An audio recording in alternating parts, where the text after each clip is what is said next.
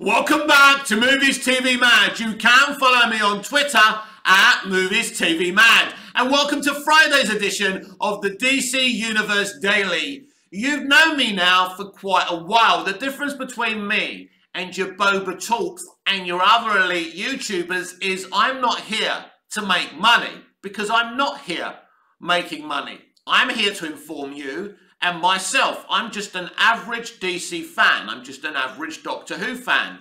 I'm a fan of a lot of stuff. What's happened this week is hugely revealing. And if you think that it's just the Snyderverse stans that dislike James Gunn and are against him being in control of DC, you have another thing coming. Prior to this week, that was the case. It was just the usual Snyderverse stans going against James Gunn. But this week, things have changed, because potentially Henry Cavill is out because of James Gunn. Potentially Gal Gadot is out because of James Gunn. So you're going to see huge boycotts and huge backlashes, and this isn't going away. But what's even huge about what's happened this week, we kind of now know that behind the scenes, in the studio, in the halls of power, James Gunn isn't exactly totally loved. There's a lot of people at the studio that are not happy with James Gunn. For example, there's filmmakers who don't even know their futures after next year's movies, and they're not happy. So James Gunn and Peter Safran are suddenly under a lot of pressure. Boris Kitt's Hollywood Reporter article has put them, under so much pressure. And, people saying yesterday, oh, isn't he honest? Isn't he transparent? No. If he was so transparent and honest, then Boris Kitt wouldn't have been able to do his article. The stuff in that article would have been revealed already. I had a little argument, heated debate with Boba Talks yesterday. Boba believes that James's response was brilliant and transparent and honest. I call bullshit on that, because basically it was a bag of fresh air. He basically said nothing. Basically admitting an expose was true. What could he say? Call one of the most respected journalists in entertainment journalism a liar? Of course not. He had to come out, but he took his time. Normally James Gunn likes to respond very quickly, but him and Zaslav had to whisper in corners to plan for what he said. And what he said was utter bullshit.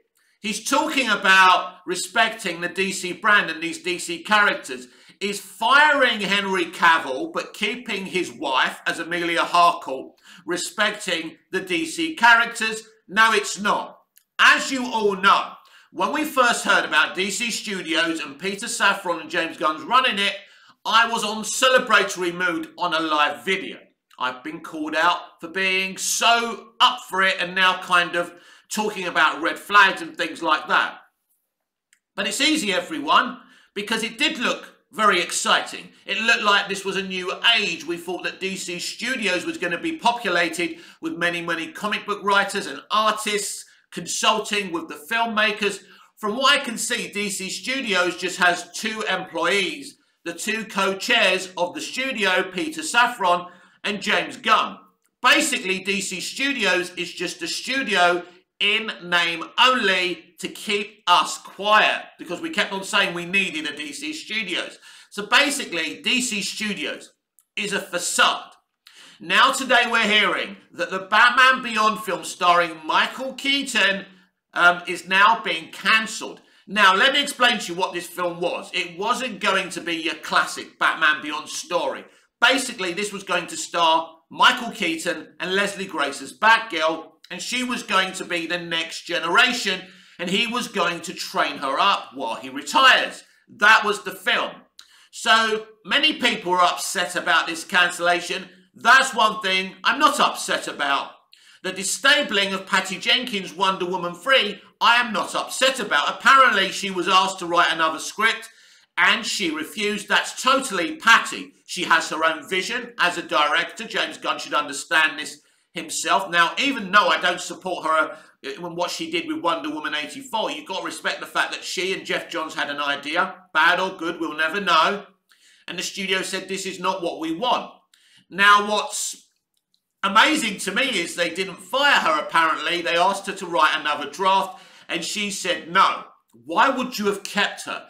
in the first place. So that's another red flag, everyone. It seems like they were happy to keep her, but they're quite happy to disband Henry Cavill. Because basically, when you read that James Gunn thread responding to the Hollywood Reporter article, he basically doesn't deny him very much, saying most of it is true, some of it is half true, and we don't know if the other stuff's true yet. I suppose that's supposed to be a joke, is it, James? Basically, James, you have been exposed. But James and Peter find themselves under a very, very harsh dictatorship with David Zaslav. Because back in the day, we spoke about the old regime being very reactive towards Zack Snyder. You don't make $1 billion movie, fans don't like it, you're out straight away.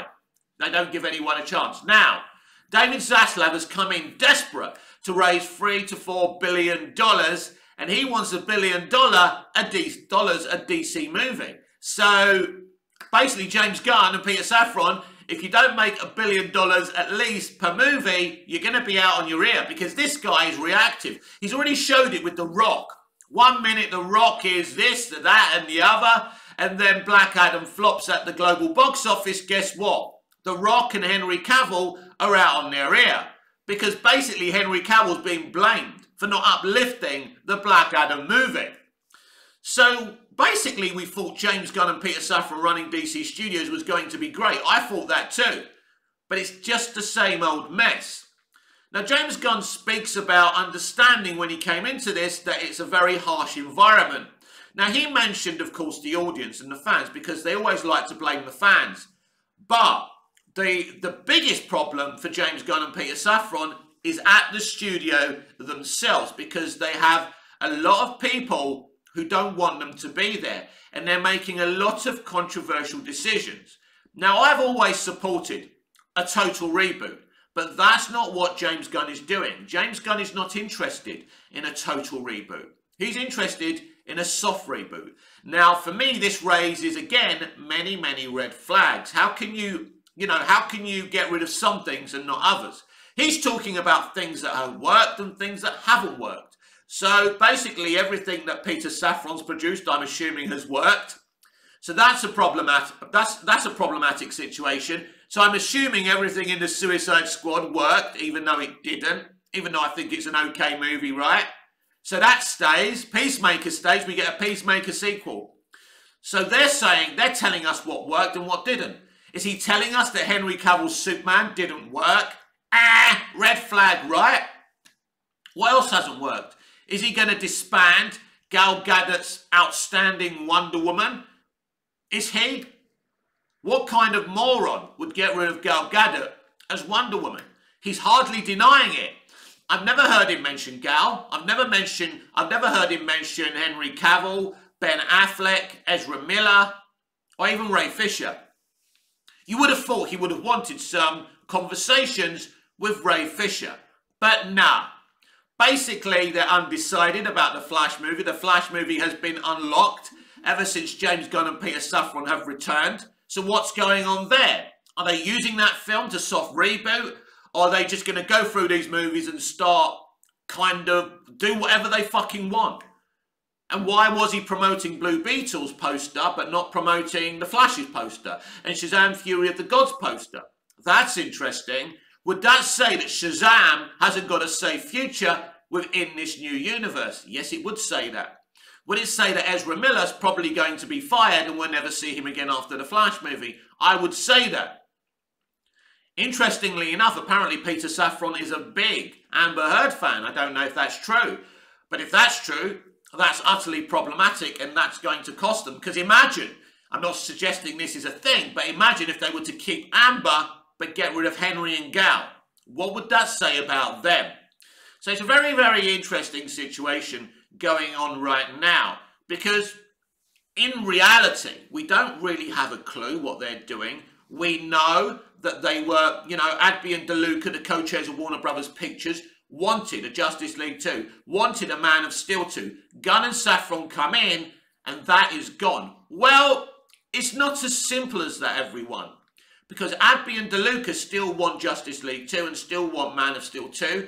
And they have a lot of power at the studio. They are running Warner Brothers Pictures after all. and do have Zaslav's trust.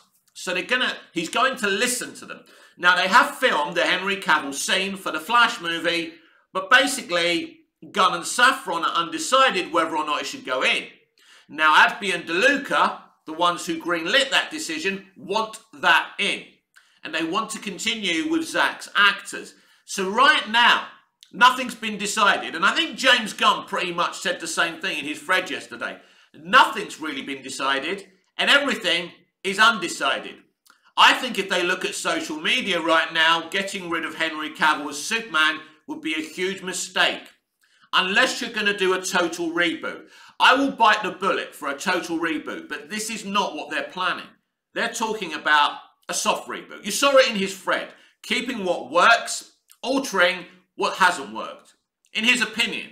It's his opinion what works and what doesn't work. And as I say, I'm assuming Amelia Harcourt works because she's played by his wife. Not being offensive to him or his wife, but it's true. You're going to keep your mates and your wife in a job while you disband Gal Gadot and Henry Cavill. Really, James? Isn't that slightly toxic? That's not really the way to rebuild something new. For me, as I say, I support a total clean sweep, a total reboot. That makes sense because of all the situations existing. Jesse Eisenberg, Ben Affleck, you know, Leto's Joker, things like that. You need a clean sweep. But they're not interested in a clean sweep. They're interested in a soft reboot. How does that work? And if you get rid of some things, but not all things, of course you're going to upset people. He talks about in his thread that we're not going to please everyone every step of the way. Well, you could end up pleasing no one every step of the way. Again, we don't know what he's going to do. I'm open to them doing something and me waiting to digest what they give me. Absolutely. I'm not here to tell you that I'm boycotting DC or I'm upset. How can I boycott anything without knowing what we're actually going to get? That's not the thing. But what we've seen this week is a very troubling situation, everyone. And as I say, I'm a YouTuber. I'm here with very few likes, very few views, very few subscribers. They go up, they go down, like me on a Friday and a Saturday night. But the point being that I have been honest with you. I pre-warned you about what was going to happen because I knew about the Hollywood Reporter article around 2 or 3 days before Boris actually posted it and revealed his findings. And by the way, there's more to come from Boris Kitt and the Hollywood Reporter in the next few weeks. Look out for that. Because over at Variety, they're Team WB. But Hollywood Reporter, let's just say, maybe in line with other Warner Brothers people who are feeding them other information about what's going on behind the scenes at DC Studios. It's a very uncomfortable situation because James and Peter have come in and said, right, we're lifting this out, we're taking the carpet out, we're getting a new telly, that kind of thing. They're making huge changes, but at the same time, they're making big and huge enemies. Now, I'm not saying that getting rid of a lot of things from the DCEU is a bad decision. I don't know what they're getting rid of. But if you're not doing a total reboot, then I don't want Henry Cavill out. If you're doing a proper clean sweep and everyone goes, that's fair. And I will abide by that. I will be sorry for Henry and the other people. But I would abide and respect that. A total clean sweep. That's right and proper. That means Amelia Harcourt, Peacemaker 2 not happening, Henry out, Gal out. I support that. But when you're doing a soft reboot, which he's clearly planning on doing, by the way, he hasn't even pitched this idea to Zaslav yet. So he should have kept his mouth shut at the end of the day. But he couldn't do that. Because James loves to be centre of attention. He's all about ego. This is not me trying to be an arsehole. These are the facts. That's why I prefer Matt Reeves to him. But here's another revelation for you that probably you're going to hear from Boris Kitt in the next few weeks. That James Gunn and Peter Safran were the 5th and 6th choices to become co-chairs of DC Studios. As we know, Dan Lin was in the mix, but I can tell you that Matt Reeves and Todd Phillips were offered the job. Yes, the first port of call after Kevin Feige, and Kevin Feige was the #1 target, by the way. Don't blame Zaslav for being ambitious enough for trying that. But after Kevin Feige, he wanted Todd Phillips and Matt Reeves to be co-chairs of DC Studios. They said no. Christopher Nolan said no. Steven Spielberg even said no. Yes, you saw them talking a couple of weeks ago. Now you know why. And basically, Peter Safran and James Gunn, who literally were already working on DC anyway, they were basically giving the job because Zaslav had no options. So at the end of the day, Zaslav basically had to give it to Gunn and Safran because they had no other options. This is a true revelation, everyone. So basically, this is a very uncomfortable situation for a lot of people working at DC, working at WB. There's a lot of people who don't agree with all of this. This is what I'm saying. James Gunn and Peter Safran may be doing exactly what they need to do. You know, saying to Patty Jenkins, I don't like your script. Because let's be clear, it's not that they didn't like hers and Jeff's script. It wasn't in line with the new vision for DC Universe. That's the thing. So maybe she was going to use Henry Cavill's Superman. And maybe Henry Cavill's Superman's not involved anymore. Maybe she was going to use Ben Affleck's Batman. And Ben Affleck's Batman's not going to be part of DC Universe. That's obvious. We're going to get a new Batman. We're going to get a new Superman. That's obvious. Now, by the way, as I said earlier, if you're actually going to reboot the whole thing and replace everyone, I support that. But when you are planning to get rid of Affleck, Cavill, Gadot, but keep your own wife, it's a bit of a problem. And he's going to find a lot of resistance. I will resist that. I will speak out against it. Now he's made enemies of more fans than just the Snyderverse stands. Now he has a bit of a problem. Because one thing I noticed from his thread yesterday, it lacked that buoyancy and arrogance it normally has. It was tainted with a man who was caught with his pants down. Not literally, but basically what Boris Kitt exposed them. They did not want that coming out. As usual, I'm giving you the facts. I'm not trying to be successful. I'm not trying to pad the shill's egos, right? I'm telling you, I'm telling you truths. Basically, everything I said on this video is factual. And I mean, all you have to do is do your research. Unfortunately, some things I've told you, you'll never find out for sure. You're just going to have to trust me or not trust me, whatever the case may be. To the people who keep on celebrating James Gunn, saying they trust James Gunn, totally. Well, if you've got total trust in someone you've never met, don't know, then that's on you. I'm telling you the situation. I'm telling you that maybe James Gunn and Peter Safran are making the right decisions. Telling Patty Jenkins to rewrite her Wonder Woman 3 script was right. She refused. She's out. I'm deliriously excited that she's out. I've met her before. She's lovely. She's polite. She's charming. I like her as a person. But she's not the right person to be running Wonder Woman. And how they even asked her to rewrite it without firing her, I don't know. But anyway, it looks like she's gone, and I celebrate that. I celebrate Batgirl Beyond being done. I'm not worried about that. I'm not worried about Michael Keaton not continuing in the new DC Universe. Michael Keaton had 2 movies. He was great. I would celebrate a 3rd movie with him and directed by Tim Burton. Never going to happen, so we move on from Michael Keaton. And I celebrate the fact that most probably Robert Pattinson will be DC Universe's next Batman. That's the right decision, and I think Matt's fine with this as long as they don't interfere with his movies and stuff, but he can still be like the Justice League Batman of this universe, and that's fine. He's young, vibrant, one of the best actors around. Why wouldn't you want him to be your main Batman? Because having 2 Batmen is a wrong move. So some of the decisions I'm seeing Gunn and Safran make, thumbs up, but getting rid of some and keeping the others is something I can never support. Let me know what you think about this week's goings on with DC. For me, it's utterly embarrassing, lazy, and everything is open and nobody knows what they're doing. You've got James Gunn and Peter Safran tugging the rope, tug of war over here. You've got Abby and DeLuca and The Rock tugging over there. You've got a very, very messy situation. And really upstairs is David Zaslav, who hasn't made any decisions yet. He could absolutely reject Gunn's and Safran's pitch. Then they would have to start again.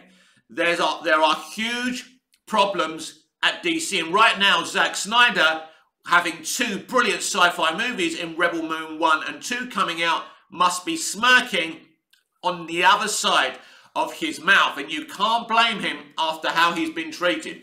Right now, Zack Snyder has 3 beautiful movies in the DC universe. It's outstanding, and I'm proud of that. He should never have been removed. He's already told us 1 billion times he was planning to do his arc, then finish his story like they do in the comic runs, implement a flashpoint, then they would, he would have allowed the situation for some people to come in and do something different. Instead of this mess, by firing Snyder early and not allowing him to finish what he was doing, this is where the mistake began, and then Justice League basically topped up all their mistakes. Now we have a new leadership, but the new leadership is just as incompetent as the previous leaderships. That's a fact. Otherwise, Boris Kitt and the Hollywood Reporter would never have been able to expose them. This has been Friday's edition of the DC Universe Daily with me, Mick, your host with the most. Just ask your girlfriends and your wives. Like, share, comment, subscribe, hit the notification bell so you never miss this beautiful perfection. And I'll see you in the next video. Until I see you again, goodbye, au revoir, auf Wiedersehen.